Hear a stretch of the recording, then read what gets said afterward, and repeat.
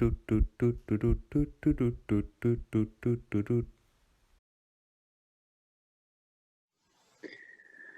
of what pilots do when there's an emergency.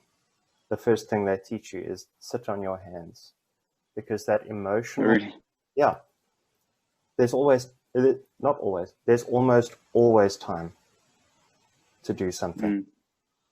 Like you get an audio warning and you get a visual, two visual warnings, like a big red thing or a big orange thing, and then that tells you how serious it is, and then a smaller thing on your warning panel that tells you which system has got a fault.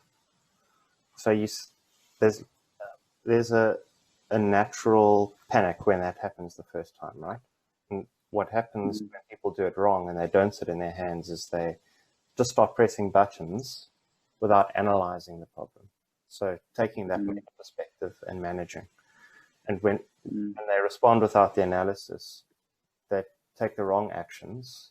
And there are many examples of plane crashes that have initially been manageable issues, but have ended up as crashes because people took the wrong actions. So sit in your hands, analyze the situation, revert back to what you know from training, what are the normal procedures that could apply, and then follow those actions, monitor, and you reiterate. It's a good model. What really pisses me off is that I did all of this. I did the meta perspective stuff right in the beginning.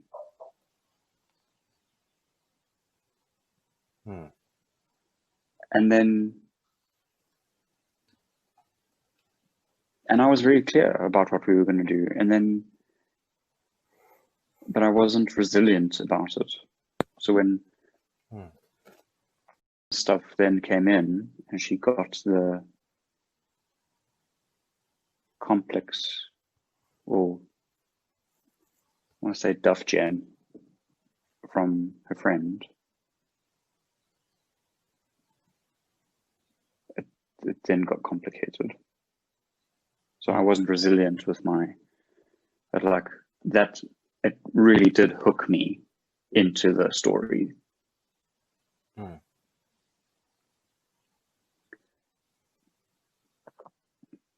I tell you what I'd do as a pilot? It's like having a double emergency and the information you're getting doesn't match what's in the checklist. Or there's like sketchy information. So the checklist, the emergency checklist, is an ideal representation of what the emergency should look like. If all the systems, if all the monitoring systems and the emergency systems work as they're supposed to, if something goes wrong, you should get clear indications of how it's going wrong. That I've hardly experienced an emergency in an aircraft like that. You get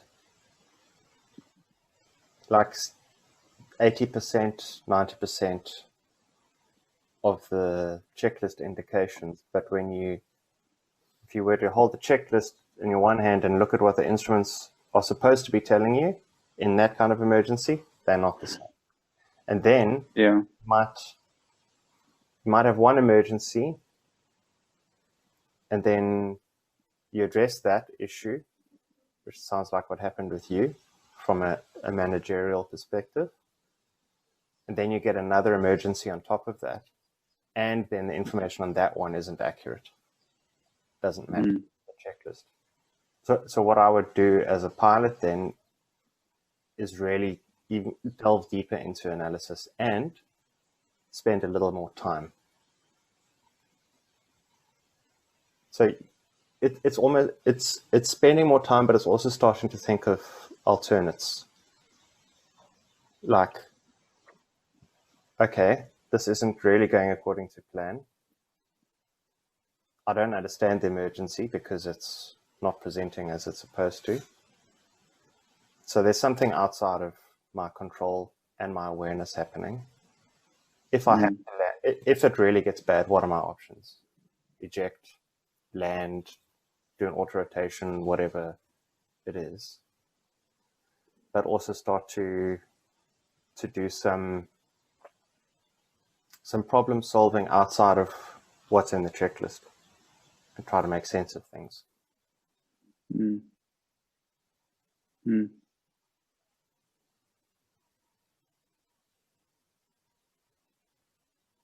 Yeah.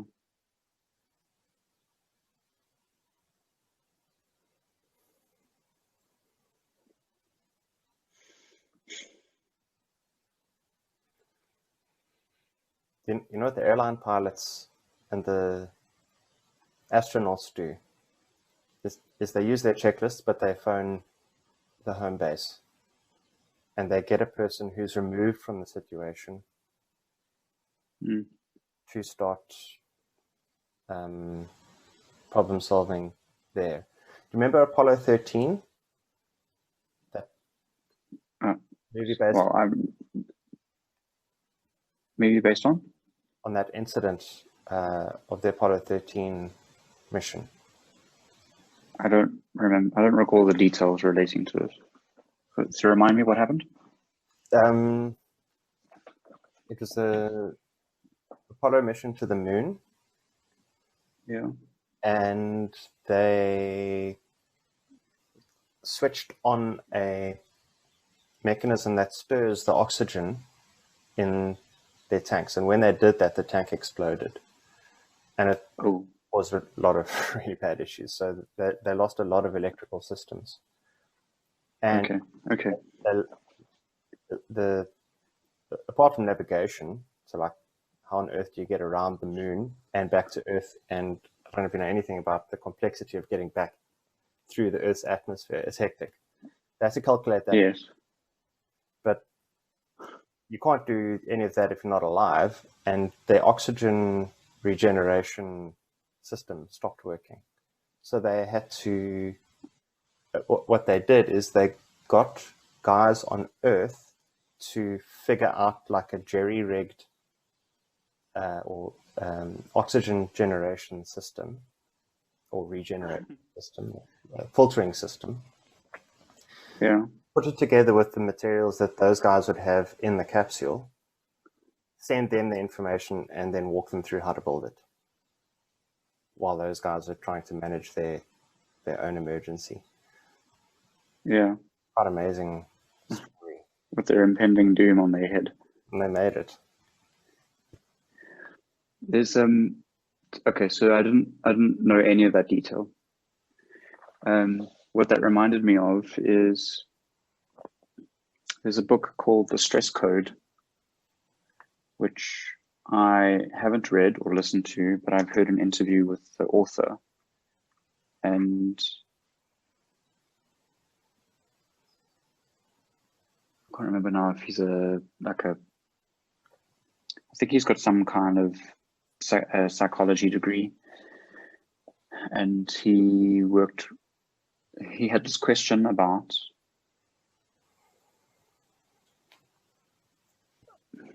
professional sports folk live statistically higher stressed lives and statistically live longer lives. So why is that? And when he was going, and I think he had also worked a lot with the psychology of sports folks.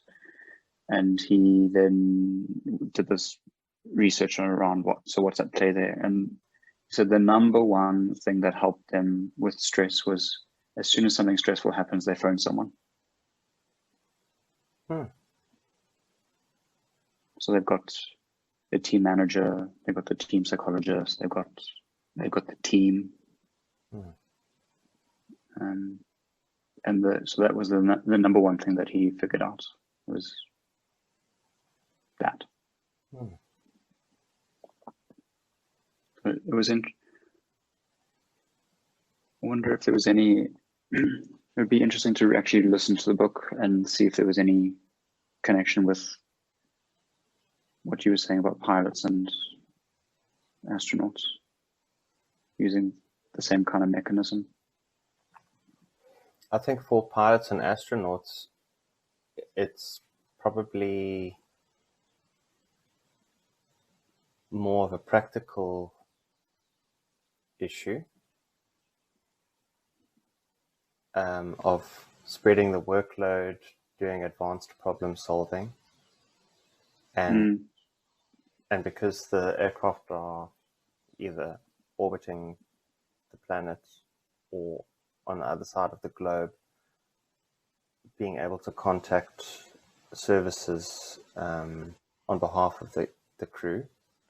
In the case of the professional athletes, it sounds more like a psychological need, meeting a psychological need, and I'd be very interested in what the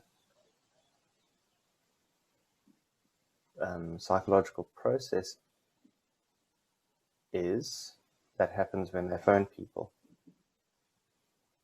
Yeah. Like, why is that effective?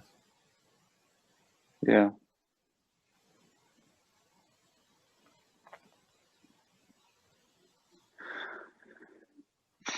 Maybe take that back to supervision. What? Reaching out to somebody for help.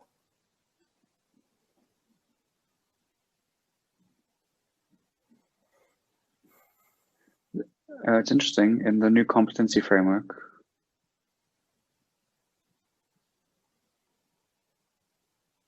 I think it's competency 2, it's embodying a coaching mindset. One of the line items is accessing help.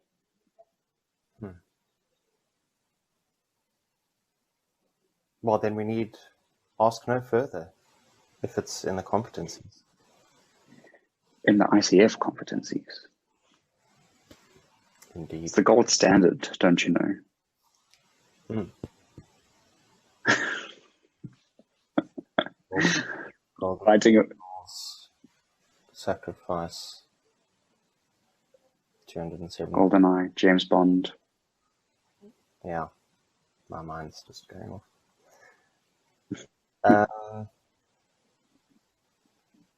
So can I share with you my thinking about why it's useful? So this is obviously just a concept. The supervision triangle, when people need help and they're feeling stressed or they're not in homeostasis, one of the useful functions of the triangle is support and grounding and relationship and a humanistic approach. That's coach's person. Yeah. I was, as you started saying that, what you were saying reminded me of rackets and interrupting a racket. Oh, I like that thinking. Can you say more? Yeah.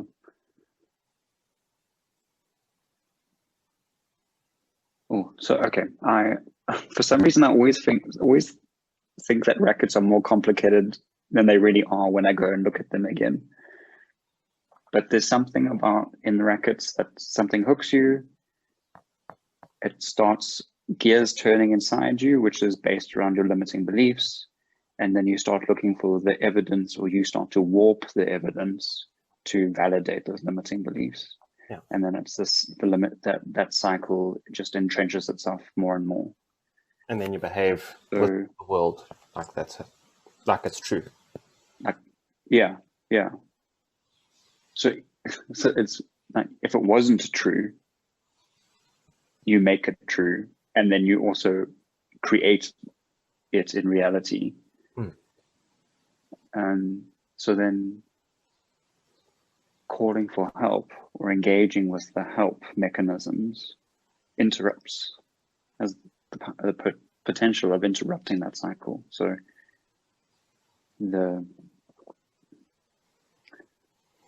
objective external observer or support person, like a coach supervisor, helps you reality check. Like like you're looking for this evidence, but this evidence doesn't exist. What does exist?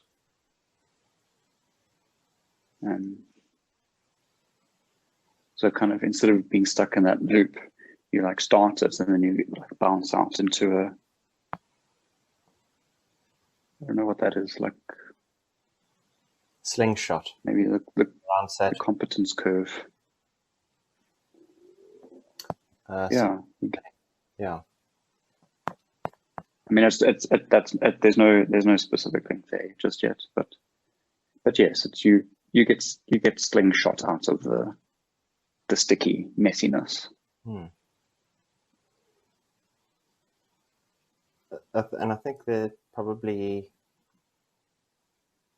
different aspects to that reality check. Like, it's looking at how you're interpreting the data, but it's also contextualizing the interplay between the thoughts, the feelings, physically and emotionally, and where those originally come from, because that's what the racket's about. Thoughts and feelings from the past playing out in the here and now and impacting the perception and response to that. Yeah.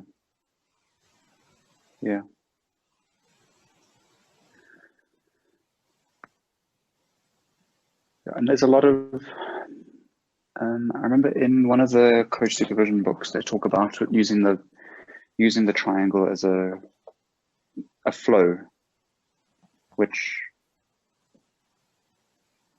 I mean, there isn't much detail around it, but the example that they give in there, it also starts on the coach's person or on the support side. And my own experience of it is that when you're hooked, when you're engaging in the racket, there's a lot of energy in that. So it's useful to be able to vent, to let go, and I'm not sure if this is the right use of the word, but to cathect the energy. And then once you've got that, or you are able then to start accessing the other stuff around the developmental parts, the professional parts of the supervision triangle.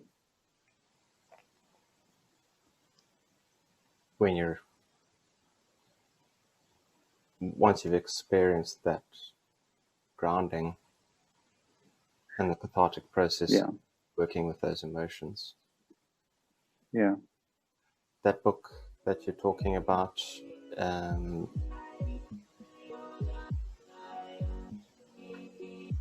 is Trudy Newton and is it Rosemary Napa? I think so. Check. I can pull it up.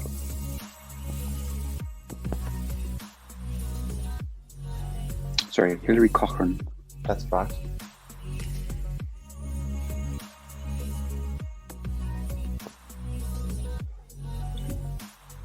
Called Supervision and Coaching, Growth and Learning in a Professional Practice.